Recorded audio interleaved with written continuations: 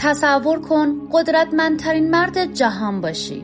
هیچ دشمن جدی جلوت نباشه. بزرگترین امپراتوری زمانت سقوط کرده و تو ایستادی وسط باشکوهترین شهر دشمن شکست خورده و بعد تصمیم میگیری همه چیز رو بسوزونی. چرا اسکندر مقدونی دقیقاً در اوج قدرت تخت جمشید رو آتش زد؟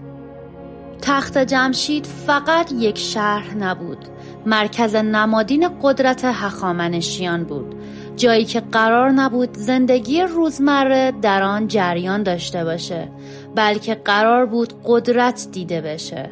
طبق منابع یونانی بعد از فتح اسکندر چند ماه در تخت جمشید میمونه، خزانه ها رو تخلیه میکنه و اما شهر هنوز پابرجا بوده تا یک شب ناگهان تمام تخت جمشید به آتیش کشیده میشه.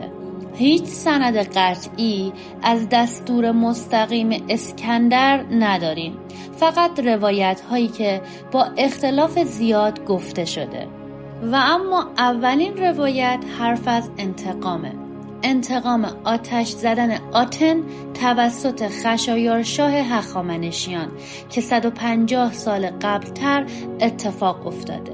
دومین روایت میگه اسکندر در یک جشنی مست بوده و تحریک شده و تصمیم خیلی بزرگی برای یک لحظه مستی گرفته. اما آخرین فرضیه میگه این آتش سوزی کاملا اتفاقی بوده.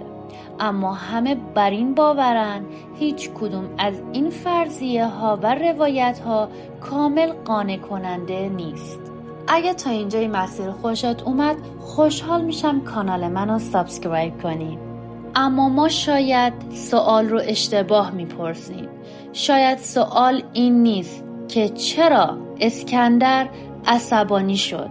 سوال اینه چرا اسکندر وقتی دیگه نیازی به خشونت نداشته باز هم خشونت نمادین رو به خرج داده؟ و جوابش خیلی راحته. میتونیم بگیم اسکندر نمیخواسته فقط ایران رو شکست بده، میخواسته هخامنشیان هرگز بر نگردن و تاریخ نشون میده حذف نمادها قدرتمندتر از شکست نظامی هست. ما هنوز دقیق نمیدونیم آیا اسکندر آگاهانه دستور داده یا شرایط اون رو به این تصمیم رسونده. اما یه چیز رو تاریخ بارها نشون داده: وقتی قدرت به اوج میرسه عقل همیشه در اوج نمیمونه.